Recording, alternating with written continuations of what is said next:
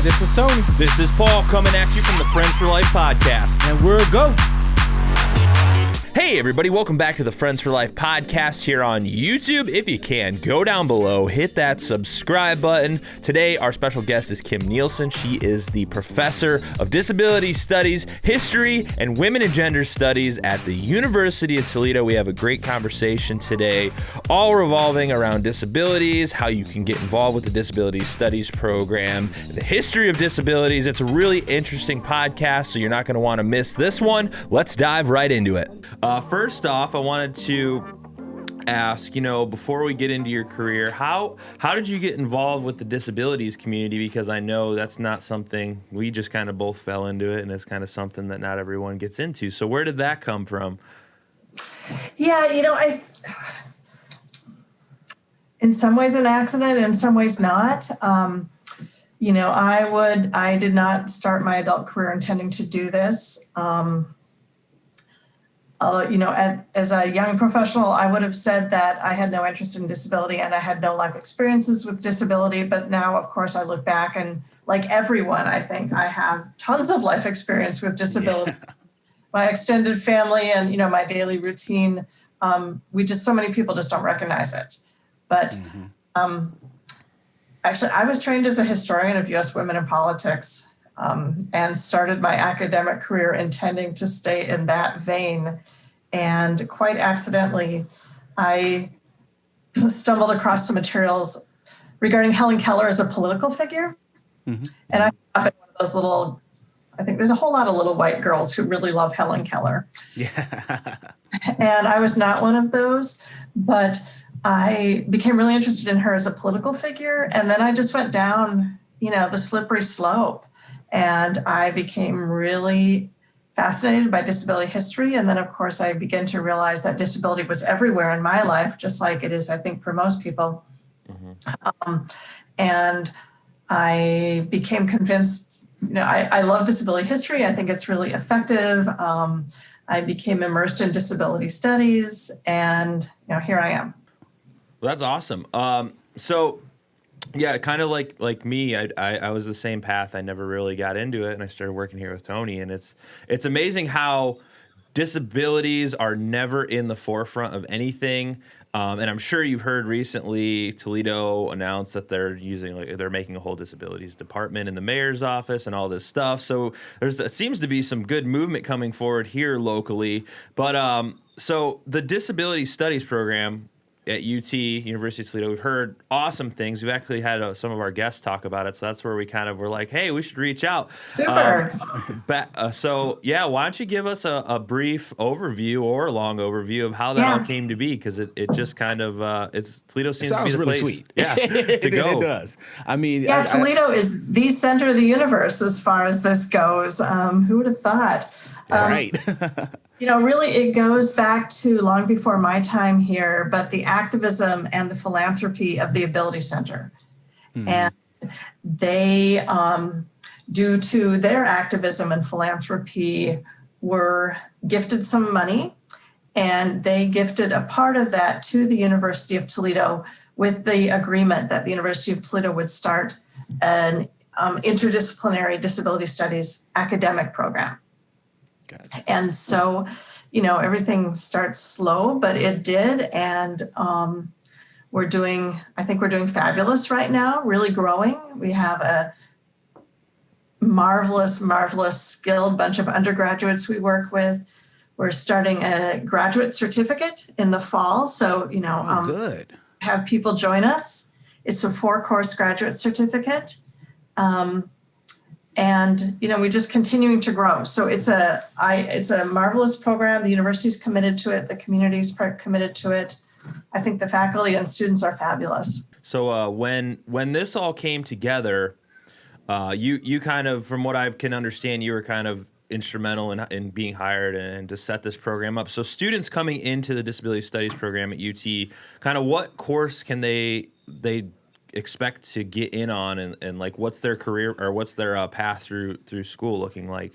Yeah, and actually I'm going to go back just a step. I really want to give credit to Jim Ferris, who is here still, and is absolutely generative. Shelley Pappenfuss, others in the community, and Dr. Jim Ferris at the university really got this going and were the energy and momentum behind it. Pat Murphy as well, really important figures in making sure it actually happened, right? Because all of us have a lot of dreams, but making sure they happen is much harder. Yeah. Amen to that. Yes. And they're the ones who did that really hard work and, continue to do the hard work. But yeah, so a student comes in, I think they often assume that we're going to be a diagnostic program. Mm-hmm. Not a diagnostic program at all. Diagnoses matter, those are important, but that's not what we do. Right. But what students come to will enter the program and leave with a lot of knowledge about disability law, disability culture, disability history, disability activism, the role of disability in literature, disabled people in culture, really able to, I think, dream big about reimagining and imagining a world that is accessible to all.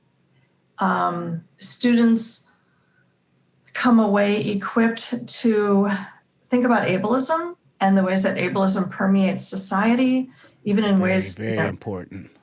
It really is, and I think we don't always know how to read ableism and see it out there. Mm-hmm. And equipping students to be able to analyze it and identify it is really important. And I always say that knowledge of disability is vital no matter what career you go into. Yes. If people with disabilities are almost 20% of the population, and nearly all of us are going to get there at some point or another in our lives, whatever career you go into, this knowledge is really important and beneficial. That is so amazing that you say that, Kim, because I've often viewed that same mindset. I tell people, if you come into this workforce to care for someone with a developmental disability, I guarantee you it will equip you way more than going into something not being in it. I used to work at Burger King in my teenage years, and I quote unquote served the norm of life. And I can tell you that was challenging in and of itself. But navigating through that helped me when I came to the DD field, and then being in the DD field helped me navigate now the quote unquote norm of society. So I think that you're spot on there. Yeah. Oh, I bet you're really good at your job, Tony. I try to be. And if not, I got enough people that tell me when I'm doing something wrong. So, some of the things that we love to do here at Friends for Life is to involve not only our individuals in community-based events, but we like to pick their brains to things that they like to do. Aside from just saying that, here, you need to do this because it's easier for you. We like to really, if a person may have a physical disability in which they cannot shoot a basketball properly, we would rather teach them how to shoot a basketball comfortable for them versus the way that society has said it needed to be done. What have you seen in the times that have grown through the myth of people with disabilities? What are some of the best things that you've seen people take charge in creating their own path? Oh, that's a great. Yes. I stumped the professor. Yes. It's a great question. I think just one aspect, I guess, as people with disabilities have become engaged in, say, engineering and design, that they have revolutionized wheelchair design in ways that has improved the lives of anyone who ever uses a wheelchair. Gotcha. Right? Even just for a short period. And for centuries, a good century, the people who manufactured wheelchairs never asked wheelchair users what they wanted. Right. And when wheelchair users started designing wheelchairs, oh my gosh, they became instantaneously better and more interesting. And I think that as more and more people with disabilities are integrated into society because of civil rights laws and education laws. They're able to take charge of designing the world around them. Right. Or, redesigning basketball rules, as you said. Right? There you go. Just in ways that work for them. And, I always even think there's so many things that, quote, are designed for people with disabilities that now almost everybody uses to their great advantage. Right. Speech recognition software is something that was designed for people with disabilities, and now thousands of people without disabilities, hundreds of thousands, use speech recognition software on a daily basis. Yeah, or sometimes because people just don't even want to talk to each other anymore. Right. Our ramps, anyone who's ever pushed a stroller now is highly appreciative of ramps everywhere we go. Right. The automatic door, Yes. especially in the time of COVID, that is I don't know the last time I've touched a door other than the ones at my offices. Yeah, absolutely. So, Kim, I don't always want to ask this question because I think some people get a little nervous about the year that they were born. But how long have you been interested enough, I think, professionally to go in as deep as you have? Yeah. Boy, it's probably, it keeps getting longer and longer, Tony. Right. Every year adds another check mark. Yeah. I think it's been about 30 years now. And certainly the details of what I'm interested in have differed. But, I went through school before the ADA. There you go. So I went through school completely before the ADA passed. And so my school district, all the public schools I went to had no legal obligation to integrate students with disabilities into the schools. And that was my educational experience. And I think I hope it's a little different now. I think this post-ADA generation has a slightly different experience. I definitely, I agree with you. I've been involved with this for probably almost 30 years now, in one way or another. There you go. Yeah, that's a long time.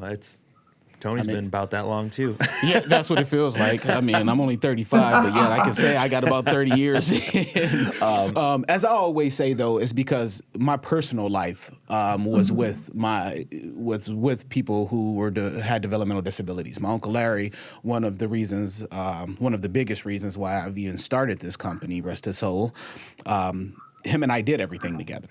So the dinner dances, Special Olympics, if you name it, we did it. Just a walk around the neighborhood. We wrestled because we love wrestling. And, I grew up this was my norm. I didn't know anything different. So I think that's what a lot of people are missing, but that's almost like saying, hey, you need racism for people to understand racism, which is not true. You just need to take some time to understand the other side of the tracks, per se. We just had Lisa Combs. Lisa Combs on. I'm sorry, Lisa. I just had a brain fart. But she said in her podcast that she wasn't the best at doing this early on in her teenage years, but then life end up happening to her, and it changed her views on things. So, yeah. Do you find that the students who go through your program maybe don't always have a good grasp on disabilities as something they're interested in, or is it more so people who may have had a past similar to Tony's coming in and wanting to make significant impact in the field and all around for those with disabilities? Yeah, I think a chunk of them, are like Tony, that, right, they've had either family experience or close friend experience growing up with people with disabilities integrated into their social or family life. Some of them come in wanting to generically help people, but don't quite know how to do that. Yeah, I've seen that before. Yeah, and that's a fine place to start, right? Mm-hmm. We all start somewhere, and that is not a desire to make fun of, right? I appreciate that others want to help other people. That's because not everybody does. and some of the students come in really interested in law and advocacy. Yes. And, that's a great passion of theirs regarding people with disabilities. Others come in with interests in allied healthcare fields. We have a lot of students in the allied healthcare fields who also double major in our program. That's very good. Yeah, and that's great. And then we have some students who, are policy walks, and, they live and dream, say, transportation policy. And, so work on that kind of focus in our program, because certainly, as we know in Lucas County, transportation, public transport needs fixing. Yes, in a big way. Needs access, variety of interests. So we just try and make it work. Friends for Life, we're starting transportation. So I'm glad that you actually mentioned that.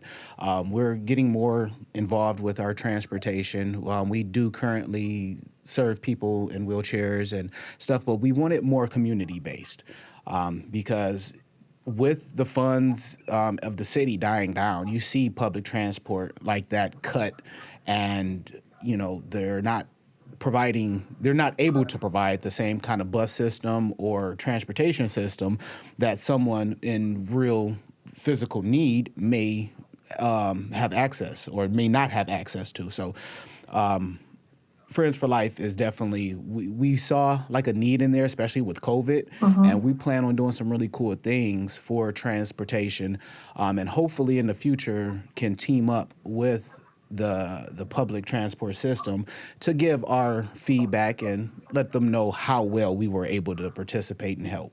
Yeah. That's great you're doing that, because it's complicated now with COVID, but we all need to be able to move through our communities and participate. Yeah, and so to switch topics here a little bit, get a little more broad on things. So you've written your most recent book, Disability History of the United States. There's got to be some really interesting facts in there about people throughout history, because that's someone like me, I never would have thought of that, and I love history. So are there any like really interesting tidbits that you learned in your research that maybe were like, wow, this is crazy? Yeah. I think this is really broad, but just every moment in U.S. history and before, we became the United States, people with disabilities were present and active and actively engaged in making family and relationships and careers and a living, trying to shape their own lives. Regardless of whatever kind of disability they had, they're there and they're present. And trying to shape their own lives, determine their life, which is what, we all want. There's what's a fun thing? I'm always amazed. So at a point in the Civil War where the Union was running short of soldiers, they were very desperate for laborers. They created what they call the Invalid Corps of basically soldiers who'd become disabled. And they, it ended up being several thousand men, both white and black, who had been disabled in the war. And they came back and they were given what was supposed to be sort of boring, safe jobs, so that non-disabled men could go onto the battlefield.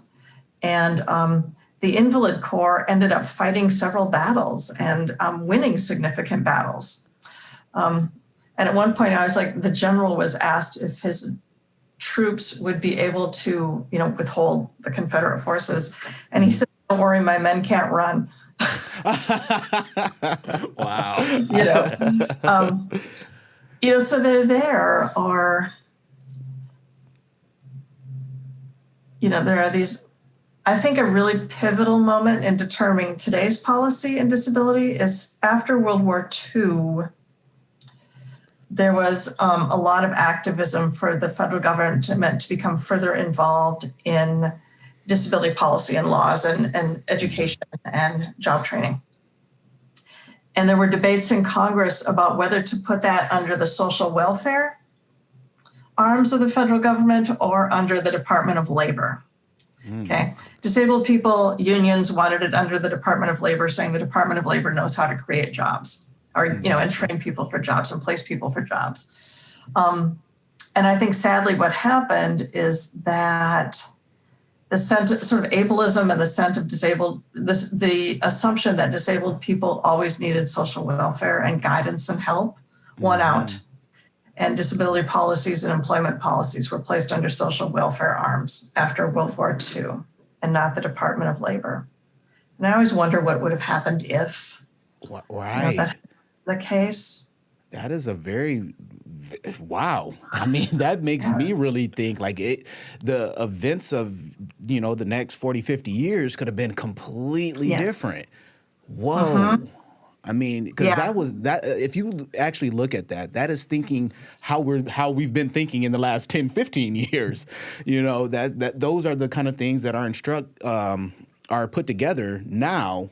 But yeah, you got my mind wandering now. See, that's the wonderful thing about history, though. Yeah, it would have been so different. What do you think how do you think it would have been different, though? In what aspects? Yeah. Well, I think too often people start with the assumption that those with disabilities cannot work. And they assume disability and the inability to work are the same thing. Even we do that in language, right? Go on disability. People actually don't go on disability. This is right, inability to work supports. And disability insurance isn't about insurance for disability. It's about insurance for being unable to work. Okay. Yeah. And too often we assume that disability means the inability to work and inability to integrate into society, or inability to support others in all the various ways. And I think that ideology won out in this case. And if instead we started from the premise that people with disabilities are capable of contributing to society in a wide variety of ways, it would be an entirely different framework. Yeah. Yeah, that makes sense. Were there any kind of pivotal turning points in the U.S. history for people with disabilities that kind of were like, it was kind of like a big jump forward, like an industrial revolution of sorts? Yeah. Well, there are actually scholars who argue that the Industrial Revolution was a big step backwards for people with disabilities. Yeah. Because, like prior to standardization, if you wanted a chair, we would have built the chair to match your body. Right. And if you wanted windows in your house, we put them at the height that works for you. And your clothing would have been made to match your body. And your shoes would have been made to match your body. And after the Industrial Revolution and everything became standard, your body was supposed to match the standard and your mind was supposed to match the standard. And so in many ways, people with disabilities were constructed out of it. And I know, for example, in shoemaking, this is more than you want to know about shoemaking ever. There are documents that, for example, shoemaking all took place in homes, and many people, both men and women with mobility disabilities, were highly integrated into the shoemaking industry when it took place in homes. And once it took place in factories, they were all kicked out of the shoemaking industry because they couldn't go into the factories. Wow. Because of mobility restrictions. So, there are ways in which that wrote people with disabilities, not many disabilities, out of employment.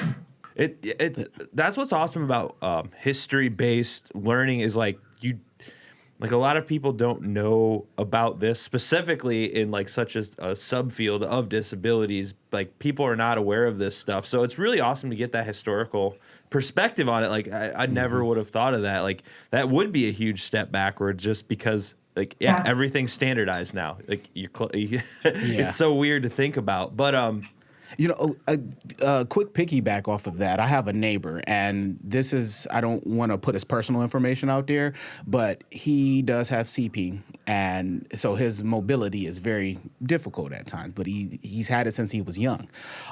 But his parents, after finding out more about him, would not allow him to have anything specifically made to make his life easier. Because they said, when we're gone, you're going to have to figure out how to do things. So now he's, I want to say mid 40s, maybe even late 40s. But he, he doesn't ask for help. He doesn't expect anybody to do anything for him. He just does for himself. And I mean, he'll get out into his vehicle, drive. I mean, when we had a huge snowstorm not too long ago, and my family and I, we go and assist, but it's nothing he asks for, and he's appreciative for it. He gives the kids money to do the lawn, but he's not going to rush and say, hey, kids, I need you to do this for me. Because if push comes to shove, I'm sure he'll roll himself right through that snow and get in his vehicle and figure out a way. And that right there is, let's give him a hand. Because I know people who are, quote unquote, again, I love saying this, normal, who will complain about, 2 inches of snow and having to get to work on time. Yeah, so. Absolutely. I think another turning point was when we began to talk about disability as a rights issue.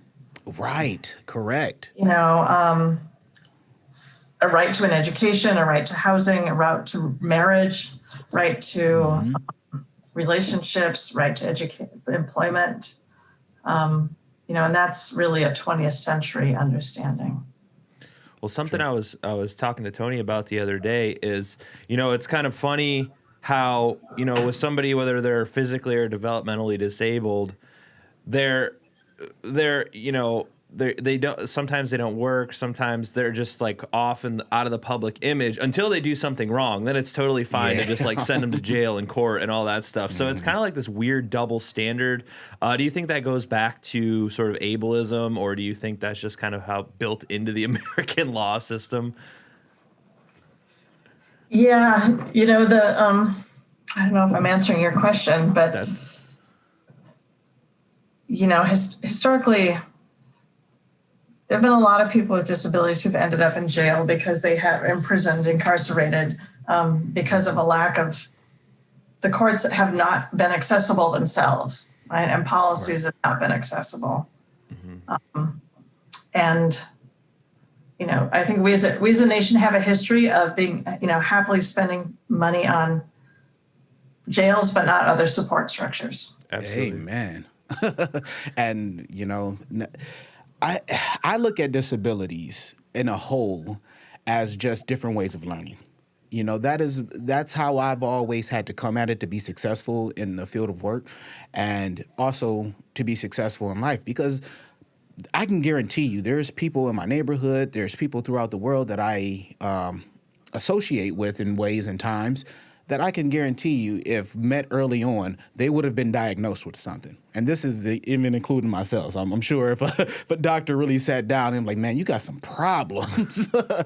But we, I think, as not just a nation, but as a society of people, we need to realize people learn different. Everybody learns different. I'm not going to learn the same way as you, Professor. Paul, you're not going to learn the same way as me. But what we can do is put our minds together to figure out what's the best for each other and give those opportunities. Absolutely. Absolutely. And we all learn differently, and I always tell my students, so I cannot cook rice. I'm a pretty darn good cook, actually, but I know rice is supposed to be easy, but I have failed. And every time we have rice in my house, my kids or my husband, like, Mom, stay out of the kitchen. They do it, and they don't want me in there. And you're right, we all just have different things we're good at and different things we're not as good at. And some things we can practice and work hard at and we'll get better. And, and some things, like me cooking rice, just never seems to improve. What I've done, I stopped messing with rice. I'll go straight to couscous. Okay, that's what I should do. Yes, try couscous. It's much easier. Think of it the same way you would do pasta, and you're good to go. Because technically, if I'm not mistaken, it is a pasta. I think couscous is a pasta. I have no idea. I just go to Chipotle if I want rice. So you've also done quite a bit of writing on Helen Keller, as you mentioned earlier. She's always been like a forefront of when you think of disabilities in historical terms. I mean, obviously everybody knows who Helen Keller is. Is there any really interesting stuff you've come across over time in those writings as well? I mean, we all know the story, but anything that's kind of outside the box? Yeah. What actually was most fascinated by as I got into it. I mean, Keller was a really political figure, and she loved politics, and she had really firm political opinions. But and that mattered to me. But what I really personally liked is that she loved to travel, and she loved to travel internationally, and particularly like starting in about the mid 30s and then interrupted by World War II. But up until almost the time she died, she traveled over 50 different countries. Wow. And when she's in her 70s, she slept on top of a pyramid overnight in Egypt. And I thought, Whoa. I want to do that. I want to sleep on a pyramid. You and me both. Like that. That sounds cool. Yeah, doesn't it? And and everywhere she went, she actually was highly engaged in advocacy for people with disabilities, and depending on the country, sometimes for racial justice. And for example, when she traveled in South Africa in the early 50s, she made sure they wanted her to initially to only speak to white audiences. And she went to the schools for all the different population and demographic groups in South Africa and spoke out against racially restricted schools. So she combined her incredible sense of fun and travel and adventure with her political interests. And I've had a lot of respect for how she tried to do that in the last half of her life. And I thought, that's the kind of person I'd like to be in the last half. I guess I am in the last half of my life. But that love of travel and that commitment to justice, even when it was uncomfortable. That sounds exactly like what I tell my children. We do typically this little mantra in the morning, and it's almost like a little prayer, but it's basically saying that I will go through the day thinking and being the best person that I can be, holding myself accountable and becoming the change that I want others to be. Now, I just summed it up, but there's a nice little paragraph of it, but the kids have gotten to memorize it. But the thing that I want them to go away with is becoming the change that I want others to be. Just yesterday, me and a whole bunch of neighborhood kids went throughout the entire community cleaning up with, I gave them all each little bags, at least 14 of them. Now, granted, I did bribe them a little bit. I showed them a stack of money, and I was like, hey, this is what we can do for the community. And as we're doing it, I'm explaining to them that, it's not the money that's why we're doing this. We're doing this for our community. The money may have been the initial drive, but we have to understand why we are doing it. And at the end, they either, we actually got one of the neighbors to give us $20 out of nowhere, so that increased their 100 that they were going to get. But then I asked them at the end, like, hey, this is what we can do. You guys can split this money between all of you, which will be $8.57 a piece, or I can double it and buy a basketball rim for the whole community. Which one would you like? They chose the money. So they wanted that $8.57 bad. But this was the interesting part about it. After they did that, I saw them on the other side of the neighborhood playing with another kid on his basketball court. So I was happy that they used their minds to think like, well, we already got one that we could play with. Let me go ahead and take this money. But hopefully next week, I'm going to try it again with a lower financial incentive, but more of a personal incentive, and see how it goes. But it's the conditioning, I think, that starts. And once you start that conditioning, in any field of work, in any field or platform, it creates something new. And that's definitely what I think Keller did. Yeah, and you're teaching community care, right? Yes, that's very big to me. I mean, it's easy to break down a community and talk about things that you don't believe are right or injustices and stuff. But I think it's even harder and more time consuming to actually take those notions and narratives and turn them on their head to create something different. So, yeah, I'm sorry. I just wanted to toot out my community for those kids. I'm very happy for them. So on that similar community note, like Tony said, a lot of people will rather complain than kind of do something. So what are some active steps? Like not only students in the program, but like people, any ordinary people or even professors or anybody that could take to kind of make the world more accessible for anyone disabled or not? I mean, what are some of the steps that the average person can take rather than just saying this is wrong? Step one, follow us on YouTube. And follow you guys on YouTube. I think voting matters tremendously. Yes. Voting matters. And voting matters, right? We have a lot of discussions right now about restricting access to voting. And the accessibility of voting has been a huge historical issue. And so even, right, who we vote for is going to determine transportation policy, healthcare policy, medical rationing, which has been a big deal the last year for people with disabilities, public health policies and resources.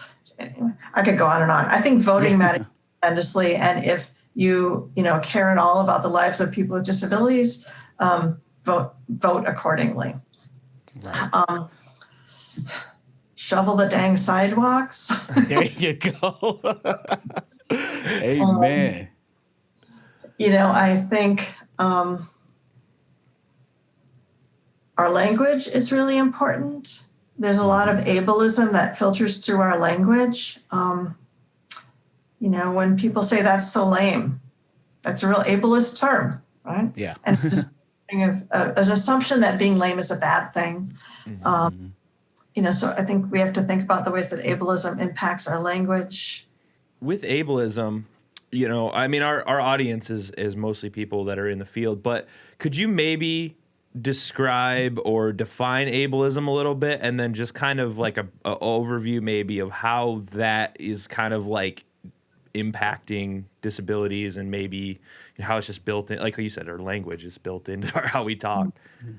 Yeah, I think what ableism is both really easy and really difficult to understand at the same time. But I see it as, parallel to racism or sexism and operating in similar ways. But it's, ableism is simply the assumption that non-disability is superior to disability in every way. And that can influence how we build buildings in ways that exclude people with some disabilities, educational practices.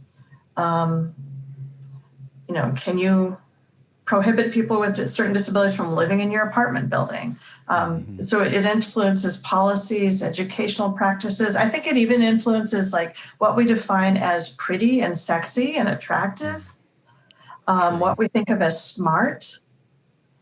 Certainly, many people with speech impediments are presumed to be really not competent because of the sort of ableist assumption about speech. And I think, certainly many people with developmental disabilities are, interpreted in very ableist ways and are read in very ableist ways about their not being capable. So I think ableism influences laws and policies, but also just our daily lives and often our assumptions about others. Right. And I think it's really destructive because, for example, it lowers people's expectations. And if you're a person with disability who lives with low expectations of others, that's really hard. Wow.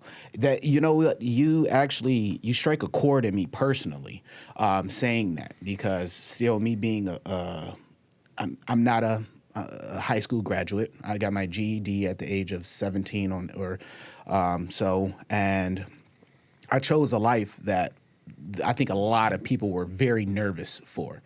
Not very many people would think that I would be in the situation that I am now. 5 children, living very comfortably, wonderful wife, a puppy, You're a lucky man. Multiple businesses. There's so many things that people would have doubted to come from my decision at that point in time.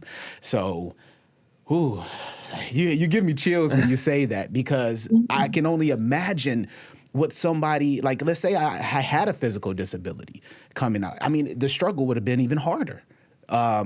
And people would have probably counted me out even sooner. So, man, goodness, like I said, chills. I should go put on my jacket. Oh, you're a blessed man. Thank you very much. I am. I cannot complain. But yeah, the word ableism gets thrown around a lot. I mean, I've heard it a few times. It's definitely something that I've been brought to my attention more recently. I have I don't want to say a problem, but I have a hard time with when people throw that word around. Sometimes it's just kind of like when people throw around the word racism or something. Yeah. Sometimes they're just using it as shock value. I've heard the story I'm getting at, the irony of it is my wife works in the disability field. Tony works in the disability field. I work in the disability field. And there's someone online said something called my wife ableist because she's also like environmentalist and she's into like, that kind of stuff. And she said something about like, they were like, my wife said something about we need to get rid of straws or something. And somebody's like, that's so ableist. And she's like, disabled people can still drink or they can still use like different stuff than plastic straws. And it's just weird because that word, it's like they threw it out there. I don't think they actually understood what it means. That's kind of why I was interested in what you thought about it, because I even like the irony of the situation is we all work in the disability field. They're calling us all ableist because like of environmental issues. I'll have to go off rails, but what are your thoughts on like that kind of specific situation? Like, I think that the way that it was used assumes that disabled people are helpless. Like that's what the person that said it. So I don't know. It's really a confusing term to me. Yeah, and wow, good luck with that one, Kim. I'm sorry, I just had to know. No, and clearly that was something that it was used in ways that you felt shut down, right, and unable and not open to contribute. It's. I think it's really hard when one person's access is let me back up. I think ableism, we grow up in this society, and so it's impossible for us to be not affected by it. Mm-hmm. I feel sometimes like I'm discouraged sometimes when I encounter ableism in myself, even yet. Mm-hmm. Well, I'd like myself to be perfect. I'm just not. And, so I discover it in myself sometimes. And then I think, okay, well, I got to recognize this one, right? Lay it out there, name it, go on. But yeah, clearly the issue of straws, whenever it was in the last 2 years, was a big thing. And, lots of folks with disabilities use straws. And, I think it has changed a bit. So many of us carry straws around, right? We have our own metal straws or hard plastic ones. Like we threw a party yesterday in which it's COVID. We rented a slushie machine and people drove by and we gave out slushies. That sounds cool. That's awesome. And, but I don't know why this is so important. I purchased paper straws, right? And I'm glad I have rethought this issue, but I also know that for many people, straws are absolutely essential, So we carry them around with us where we go. Certainly 20 years ago, I carried around straws in my purse. I dislike them personally. As I get older and I look at the wrinkles on my face, I can say, that came from a straw. That's what I blame all my wrinkles from, straws and squinting. Well, sorry to go down that rabbit hole. It's just that question's been bothering me for a long time. But I guess last on the issue, I don't want to keep you all day because I know college professors are busy. I know a few, and you're always on the go. So one question that we like to continually kind of bring up on our show is, all right, we're going down this path. We're trying to quote unquote fix disability issues. So is there anything that you or maybe some graduate students are currently working on to maybe like make this more visible? Because that's our whole thing. That's why we started this show, is bringing visibility to disabilities. That's hard to say. Because we want people to understand that just because you're disabled doesn't mean you're helpless, So is there any like big projects you're working on or anything in the school? Yeah, well, there are some students right now who are working on issues, doing a major research project on Ohio laws regarding parents with disabilities, and trying to put that all together in one place. So we understand the Ohio laws as pertains to parents with disabilities. Because many states, disability is a reason for which you can lose custody. Mm. And so this is an issue that matters to a lot of people. Yeah. As parents, right, who love their children. Yeah. We're currently trying to begin a project that will interview people with disabilities as well as other marginalized peoples in the county about their experiences during COVID. Mm. And we started planning this project when we thought COVID would last like a month, right? Yeah. And, who would have... You got a lot of data to go through. Yeah, I know. Never thought we'd be here. But I think it's good. I personally think it's really going to be important to document the experiences of marginalized people. So that we can, sorry, I've got my cat in here if you hear him, so that we can make policies that will improve the lives of everybody going forward. Housing, continues to be an issue, and transportation, an issue for many people with disabilities. And I've got a lot of students who are interested in that issues and working to just find data on that. Right. That's good that you even say that, because I'm reaching out to Marie over at Fair Housing. Hopefully we can have her on very soon, because that is something that we feel. We spoke a couple of years back, and we were expressing our concern on the housing situation. I've talked about this in other podcasts as well. I think the housing state of concern is big, because we have a couple of people who just don't care enough. If they know a person with a developmental disability is there, and that person might not live to the standard of, I guess, perfection to them, they'll not fix a certain situation for God knows how long, until you almost threaten, the access of a lawsuit. That's when, they'll hop to it. But yeah, that's something that... The fair housing people can talk about this much better than I can, but my understanding is there continues to be a lot of housing discrimination regarding disability in Lucas County. Yeah. Well, let's put that behind us. We'll fight that one again. That's why we go, like you said before, we got to watch who we vote for. We have to join politics. If you believe that you can make a change, you need to write our senators, our governors, presidents, anybody. Make us heard. If we're heard, you can only ignore for so long. But this is the part that I like. Da-da-da-da! You're not even going to do the sound effects for me? Oh, sorry. Look. Rapid fire, everybody. Uh-oh. Rapid fire. I forgot about rapid fire. I apologize. Look at man. It's not that bad. And he's supposed to be my producer. Look, we have an open application for pause position. No, rapid fire is basically, I'm going to give you 3 questions. You answer them as quick as you can. I want them to be quick because I want it as authentic as possible. Okay. All right, first one. You ready? All right. Ready. Favorite food? Pasta. Oh, that's a good one. I love pasta. Okay, next one. Favorite movie? I'm a nerd. I grew up without a television. I never watched things, although I love Ted Lasso. Okay, that's good. That's good. But no TV. Then growing up without a TV, oh man, that had to. Tony wouldn't make it. No, I wouldn't. Like, I'm a visual learner. TV and YouTube, I need it. All right, last one. Weirdest or hobby or something weird that you do that you don't tell everybody all the time. PG, keep it PG.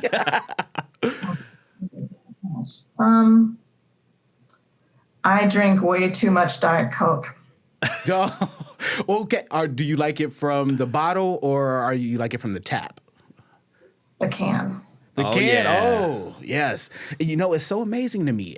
Everybody I know who loves Diet Coke they like it one specific way, either straight from McDonald's out of the That's the the best thing, Diet Coke from McDonald's. By the way. Or the can. I don't see many people saying like, "Yeah, I love a Diet Coke bottle."